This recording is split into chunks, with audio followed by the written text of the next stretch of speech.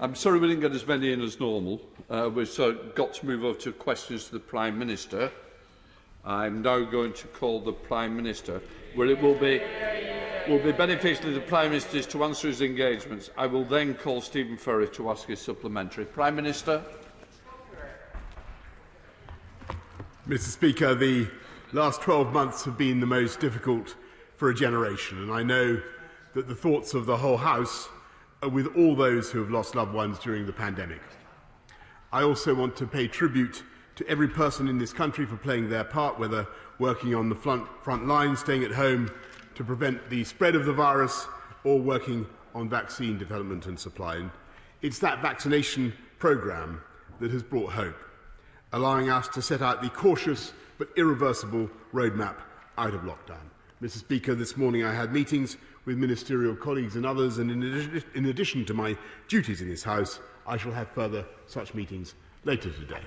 Let's go to Stephen Furry. Stephen. Thank you, Mr. Speaker. Many independent countries, from Switzerland to New Zealand, have bilateral veterinary agreements with the European Union and face lower non-tariff barriers than the UK, despite our very high standards. With the Food and Drink Federation reporting a massive drop in UK food exports, over 90% in some areas, and furthermore SPS checks constituting the main challenge for the Northern Ireland Protocol, surely the Prime Minister should be making it a priority to negotiate a bespoke UK-EU veterinary agreement. Thank you very much, Mr. Speaker, and that's exactly why we put in the temporary and technical measures that we have to allow free trade to continue across the whole of the UK. And it's very, very important for those who object to the measures that we have taken that the protocol should uphold the principle of east-west trade as well as north-south trade, and that's exactly what we're trying to do. Thank you, Mr. Speaker.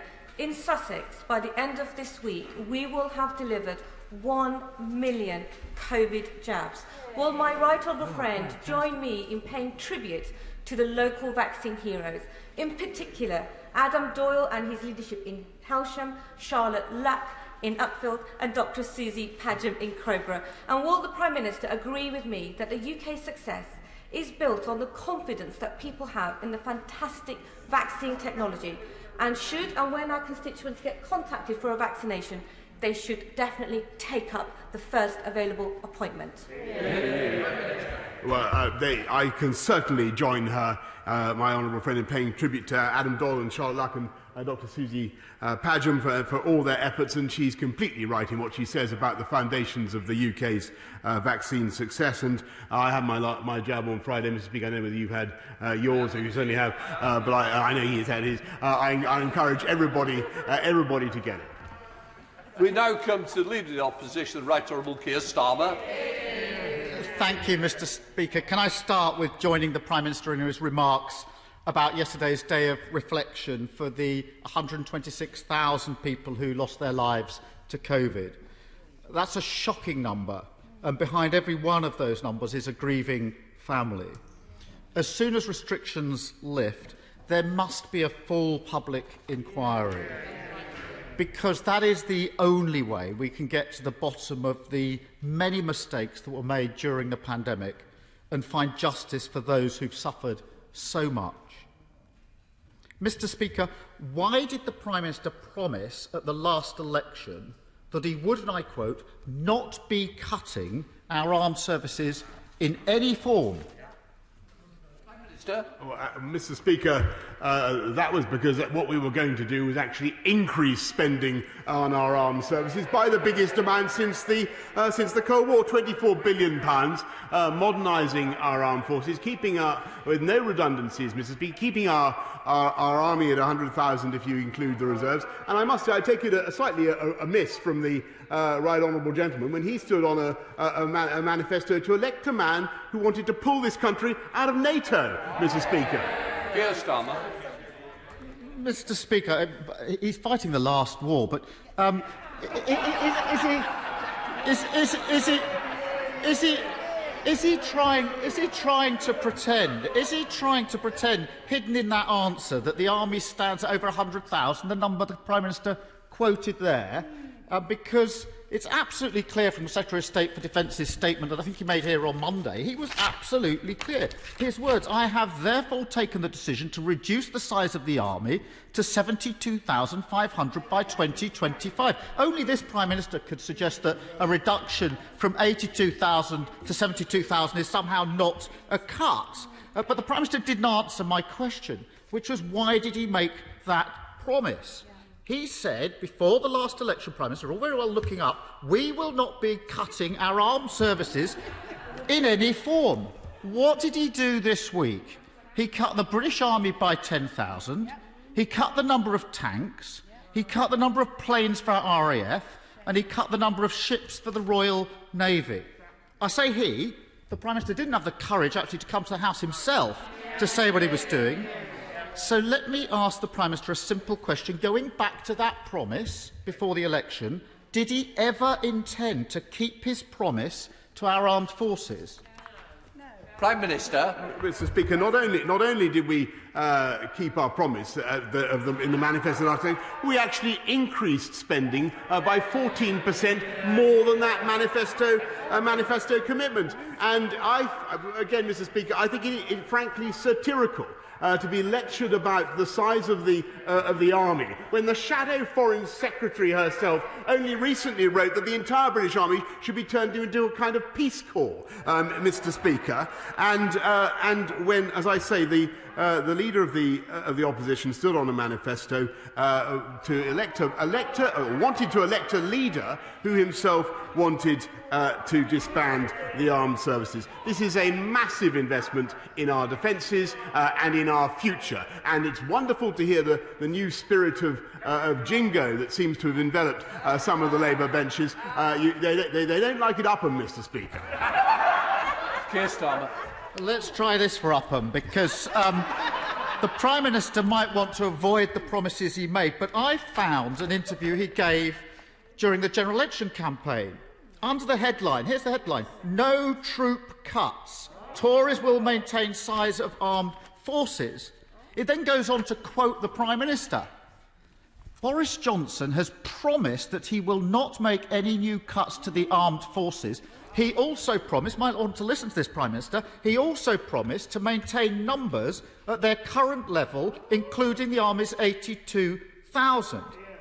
Now, I know the Prime Minister's got form for making up quotes, but can he tell us, does he think the newspapers have somehow misquoted him, or does he now remember making that promise?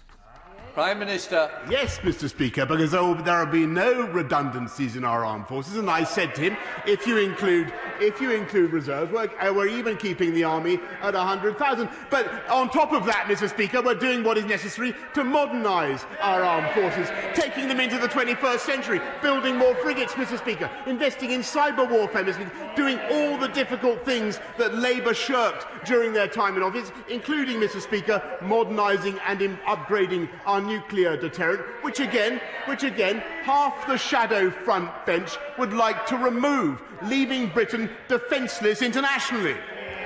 Keir Starmer. Mr. Speaker, I have every respect for our reservists, but the Prime Minister is just playing with the numbers. He knows very well that the numbers have been cut. The trouble is, you just can't trust the Conservatives to protect our armed forces. Let's look. Mr. Speaker, let's look at their last manifestos. These are the manifestos that those opposites stood on. The 2015 manifesto. Order.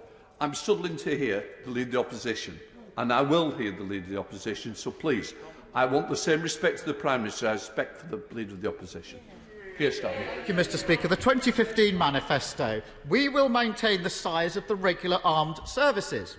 The 2017 manifesto. We will maintain the overall size of the armed forces. 2019, the Prime Minister. We will not be cutting our armed services in any form.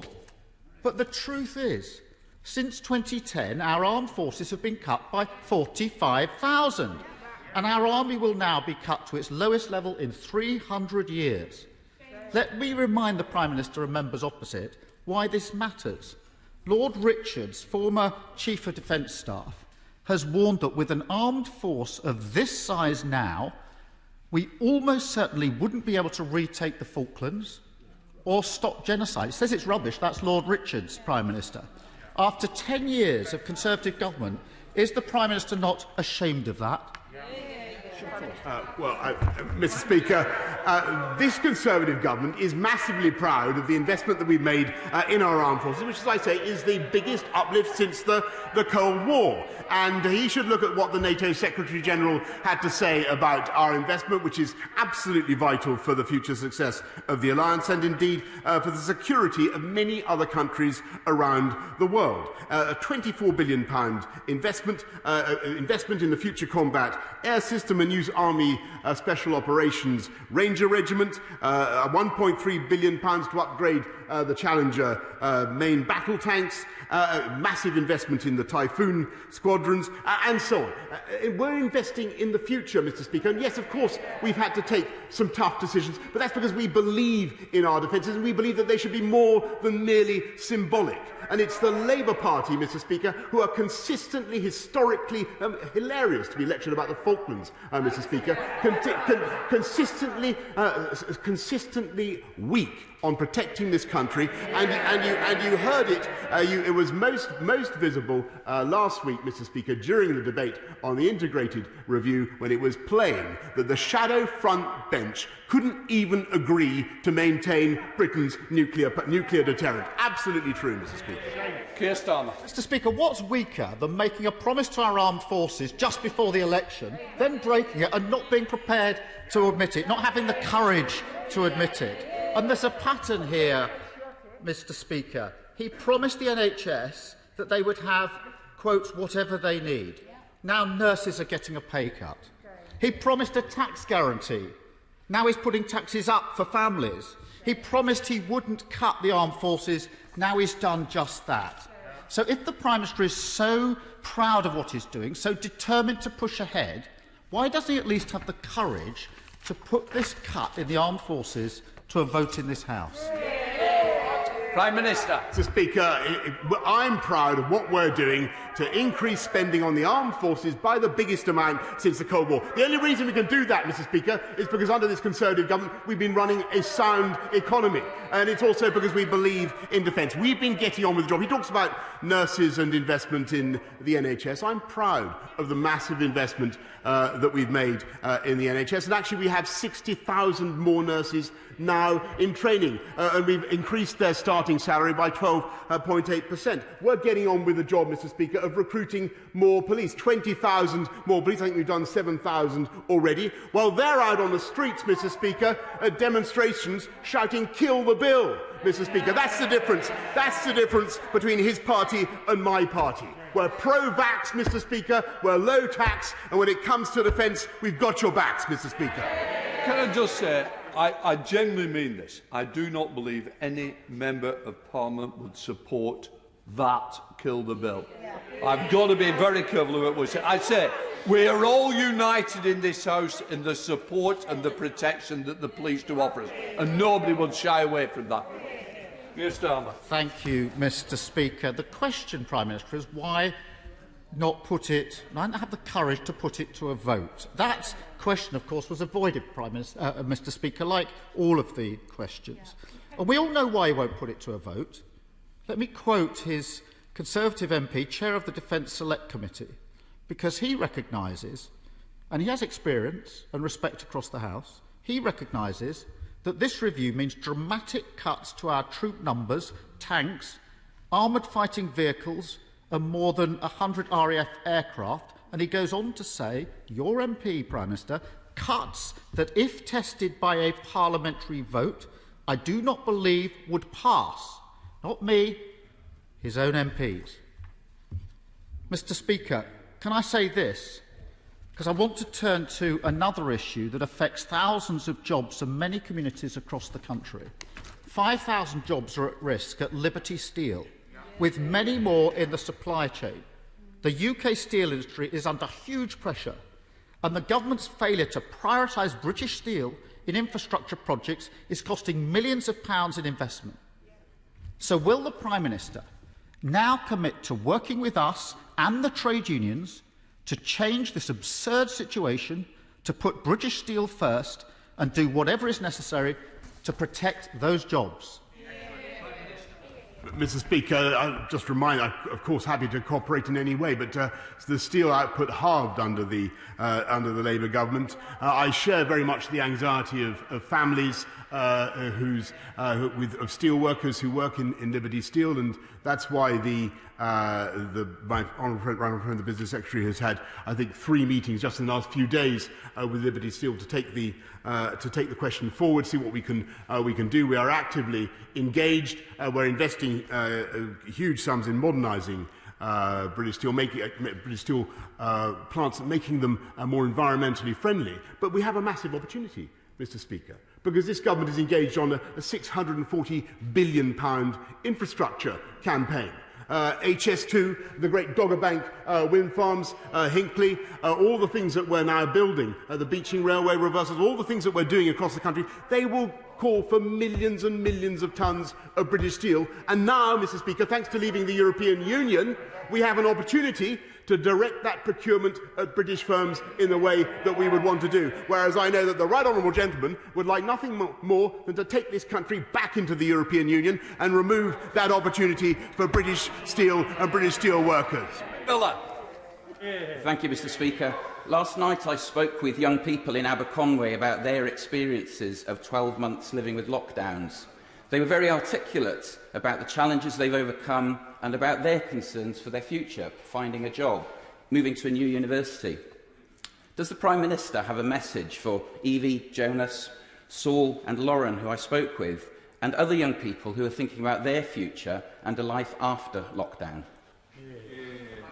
Yes, my message is just to thank them and to say for what they put up with, and to say I'm sorry about how difficult it has been for their generation.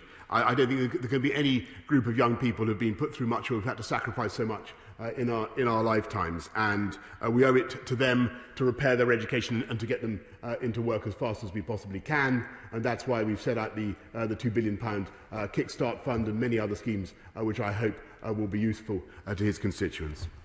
Let's go to the Leader of the SNP, Ian Blackford. Ian. Thank you, Mr. Speaker. Yesterday, my brilliant colleague, the member for Airdrie and Shotts, made his final speech to this Parliament. He is standing for the Scottish Parliament and is doing the right thing by stepping down as an MP. By doing the right thing, he will avoid a dual mandate and a separate by-election that would cost the public £175,000. Mr. Speaker, the Scottish Tory leader is also seeking a place in the Scottish Parliament, but is refusing to step down as an MP. So, as his boss, will the Prime Minister order the member for Moray to resign his seat, avoid a dual mandate, and save the taxpayer £175,000? Or are dual mandates one more Tory policy where they think greed is good?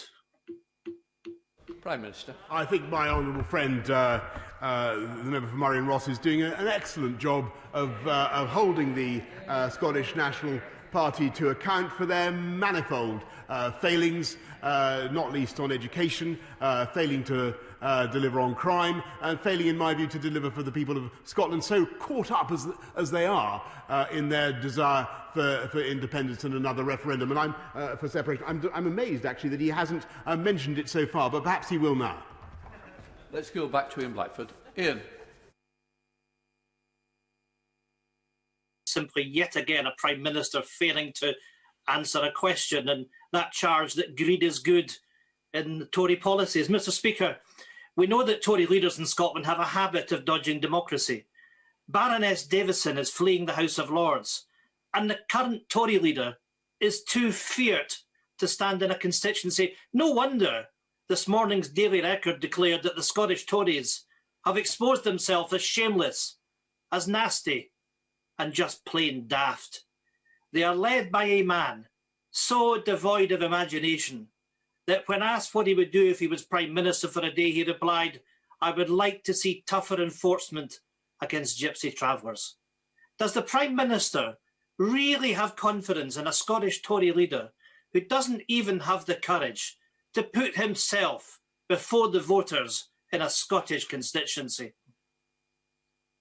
Of course, Mr. Speaker, and the right honourable gentleman represents a party that's so devoid of imagination that it can't come up with any workable solutions to help the people of Scotland improve their education, improve the fight against crime, cut taxes in Scotland where they're the highest in the whole of the UK. They're so devoid of imagination, Mr. Speaker. They're the one track record. All they can talk about is a referendum to break up the United Kingdom. That's their song. I'm amazed, actually. It's twice he hasn't mentioned it. Maybe he's getting nervous of singing that particular song. How do you know? It's rather curious, Mr. Speaker. Well, he's not coming back, is he? But next week, let's see, or after Easter, let's see if he mentions it again. Maroon cakes.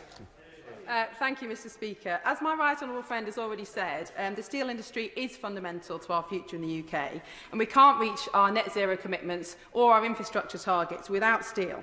But Stocksbridge Speciality Steels in my constituency does have an uncertain future because of the funding challenges faced by Liberty Group. The Stocksbridge Works is a strategic asset of national importance. So what assurances can my right honourable friend give my constituents that the government will do what it takes to safeguard jobs and livelihoods and secure the future of steelmaking in the UK?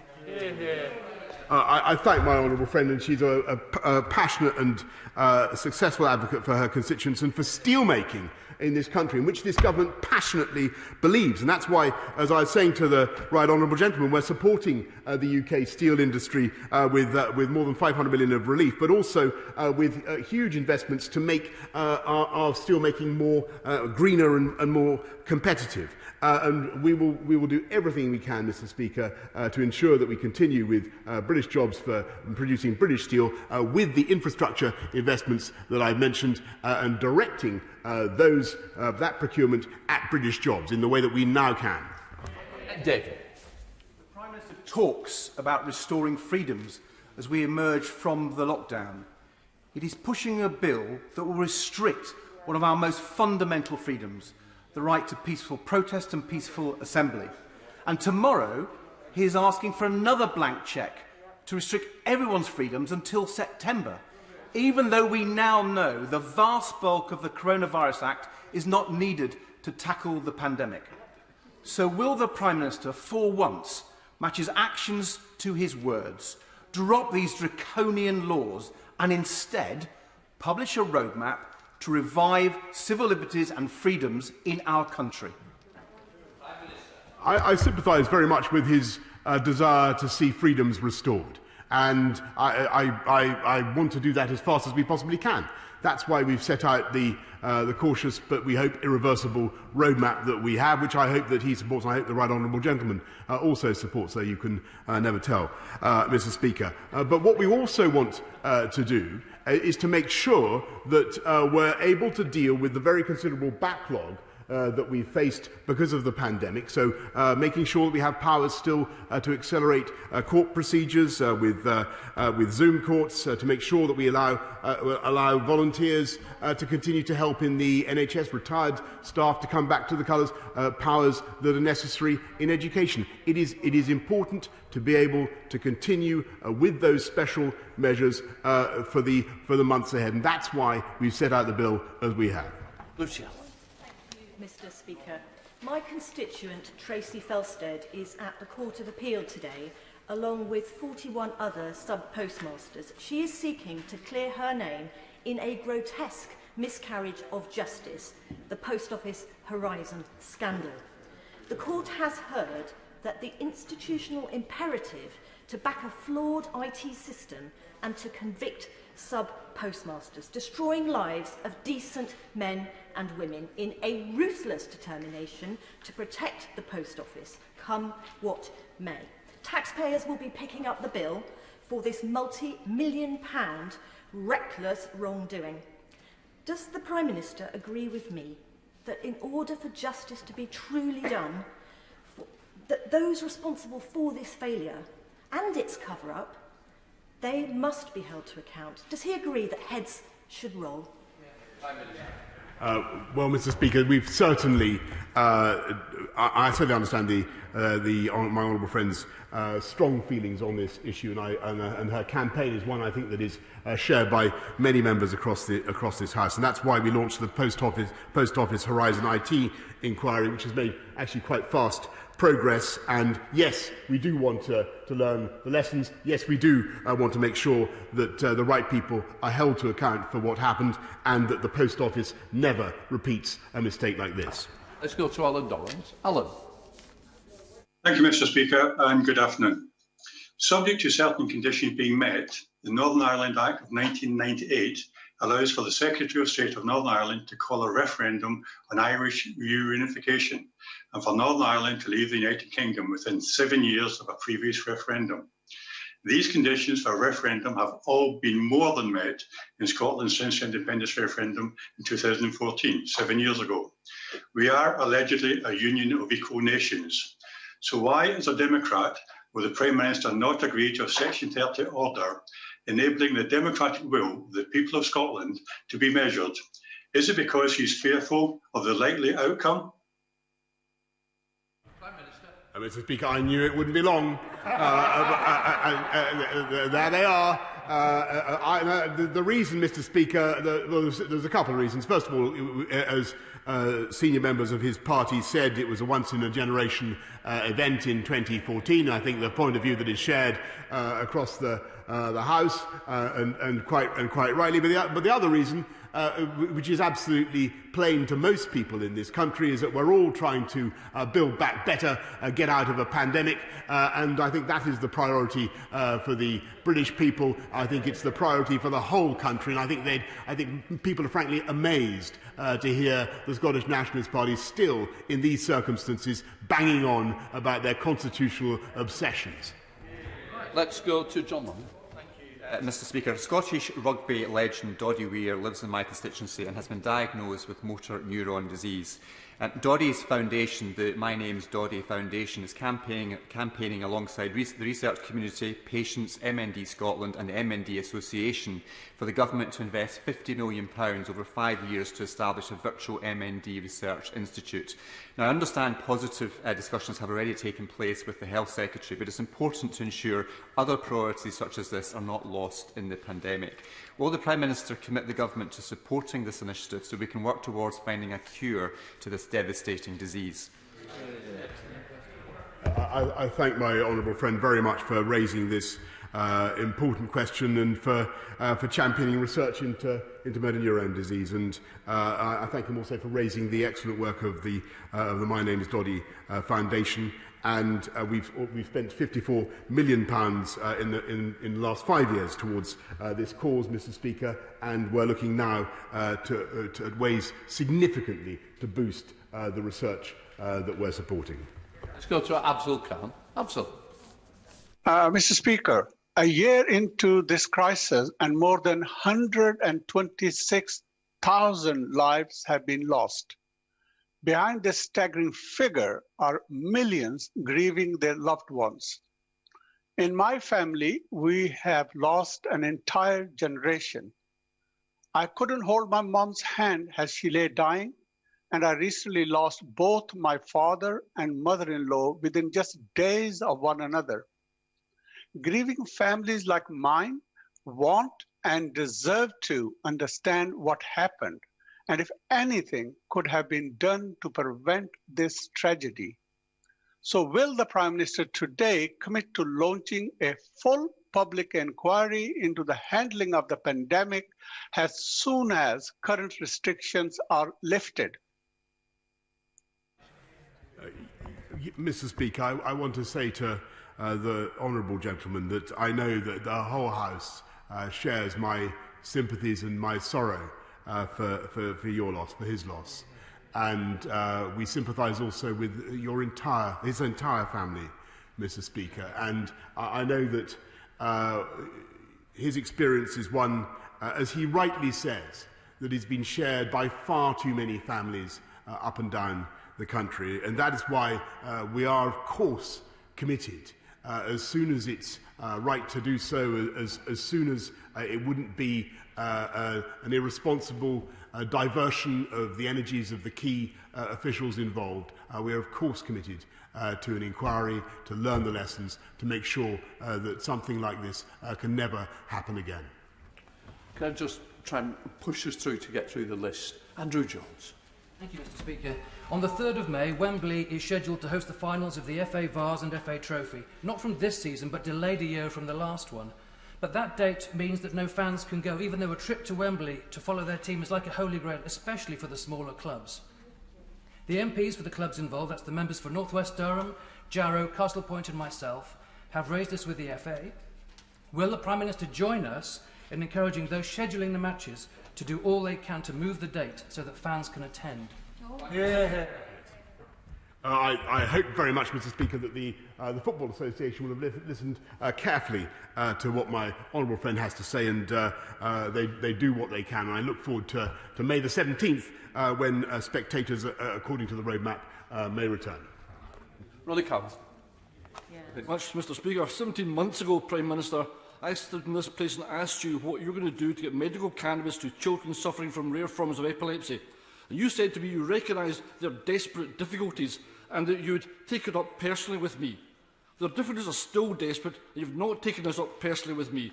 In the interim, we've developed new medicines, distributed them around the country, given to people who need them free of charge. Why are we discriminating against these children? What are they? Are they worth less than the general public?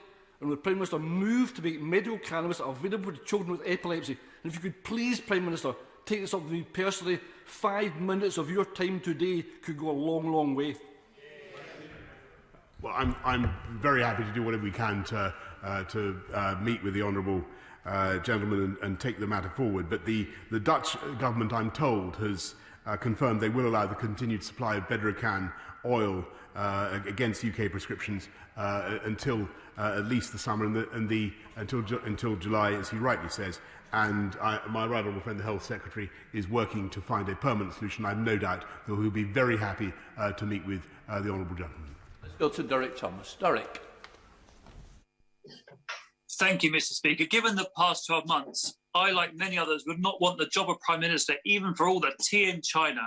However, the job does give opportunities to directly improve the lives of people who are very, very sick. March is Brain Tumour Awareness Month, and over 100,000 people have signed a brain tumour research petition calling for the government to match brain tumour research funding with other devastating cancers. And we know through COVID that properly funded research really can bring improved care, treatment and a cure. Will my friend, the Prime Minister, meet with me to receive the petition when it is safe to do so?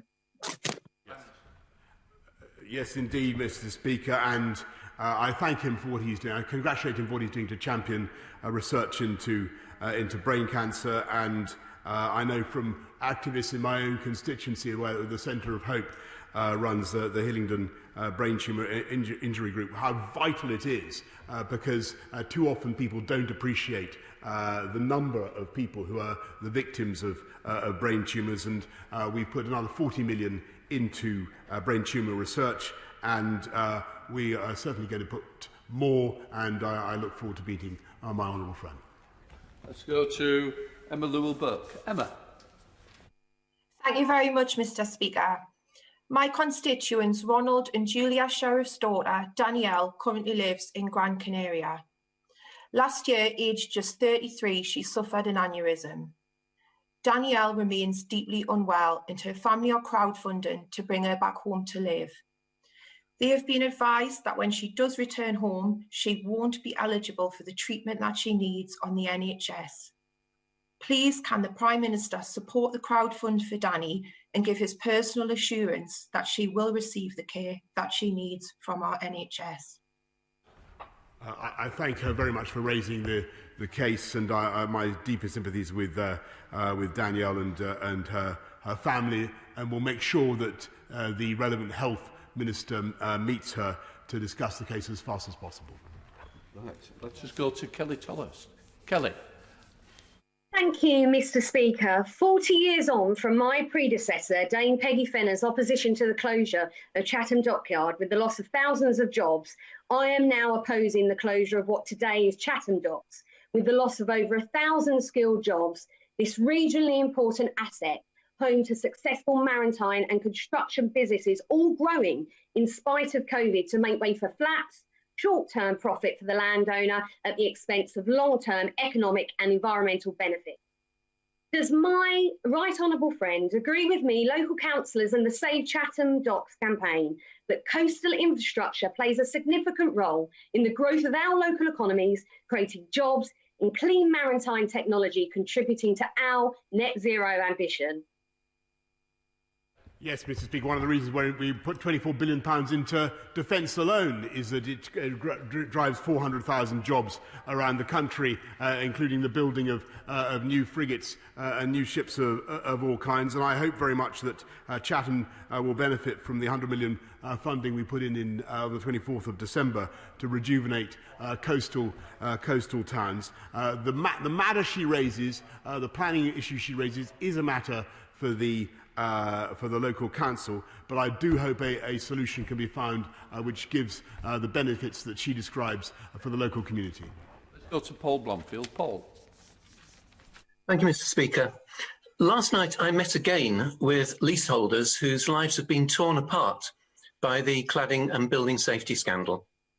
Now, the Prime Minister will recall that he told the House on the 3rd of February, and I quote, "No leaseholder should have to pay for the unaffordable costs of fixing safety defects that they did not cause and are no fault of their own. No ifs, no buts, an unequivocal pledge." Now, the government's measures so far fall well short of fulfilling it. So could the Prime Minister say now, not what has been done, but what he will do to deliver his promise? Mr. Speaker, in addition to the £3.5 billion of investment that we're provided to remediate the cladding and the 1.6 billion that we've already done, we're providing a new scheme for leaseholders in the lower risk buildings of I think the kind that he's describing to pay for unsafe remediation over the long term, and there will also be a new levy and tax on developers so that they also contribute to the remediation costs. Sir Mike Penning. Thank you very much, Mr. Speaker. Before the Prime Minister became Prime Minister, we had a discussion to do with the prescribed medical use of cannabis and how it was helping to save really seriously ill children, not hundreds of thousands, but about 150. We changed the law in November 2018 to make it legal for these prescriptions to be written, prescriptions written by top consultants. Today, we have 3 children that have it free on the NHS, and around about 150 children that have to beg and borrow their families and remortgage their homes so that they can actually pay around about £2,000 a month. Prime Minister, this is wrong. As a father, like I am, you would do everything possible for your families. And these families are doing everything possible for their children. Can we have a follow-up meeting to the one in 2018 where I will bring one of the mothers who actually gets it free, not to stop her getting it free, but to explain to the Prime Minister how wrong this is, that children's lives are going to be lost if we have to go through the process that the NHS is proposing. Well, Mr. Speaker, this is the second time I've asked. I thank my right honourable friend very much, and he's right to raise it, and we will make sure that we have a proper meeting with the Department of Health so that we can resolve the issue of how to make sure that the Bedrocan or the cannabis-based products that are coming from Holland, that supply can be made secure and can continue. Don Butler. Thank you very much, Mr. Speaker. And Mr. Speaker, can I personally thank you for your support for Parliament's COVID memorial quilt. Prime Minister, after PMQs, I will be presenting my cross-party private members' bill, the Coronavirus No. 2 bill, to Parliament. It's based on scientific advice, sage guidance and lessons learned. Will the Prime Minister please commit to reading this bill and please provide me with a written response, maybe by tomorrow? I know that's a bit of a long ask, but if not, within the next 2 weeks. Thank you. I'm very happy to make that commitment, Mr. Speaker. Let's go to Philip Davis. Philip. Thank you, Mr. Speaker. To paraphrase the late, great, much missed Eric Forth, Mr. Speaker. I believe in individual freedoms and individual responsibility. I believe that individuals make better decisions for themselves, their families and their communities than the state makes for them. I loathe the nanny state and I believe in cutting taxes. Prime Minister, am I still a Conservative? Yes, Mr. Speaker. Let's go to Dave Dugan. Dave. Mr. Speaker, we learned today, unfortunately from the media rather than a minister, that the Treasury has informed the Veterans Office that their budget is to be cut by 40% from 5 million to 3 million. Now, this cannot be right, Mr. Speaker, as just yesterday, Graham Day, the SNP Scottish Government's Veterans Minister, announced a further £1 million to support Scottish veterans alone. These disparate positions are irreconcilable. This is a tale of two governments. So will the Prime Minister follow the SNP's lead and assure the House today that he will not allow this cut to UK funding for veterans?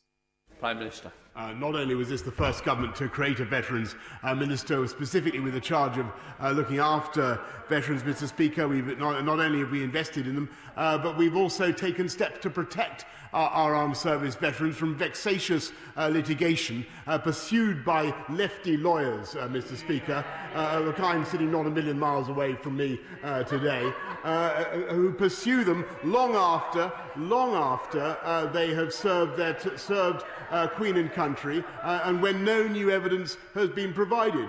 We tried to protect them, Mr. Speaker. We have protected them, and that party voted against it, Mr. Speaker.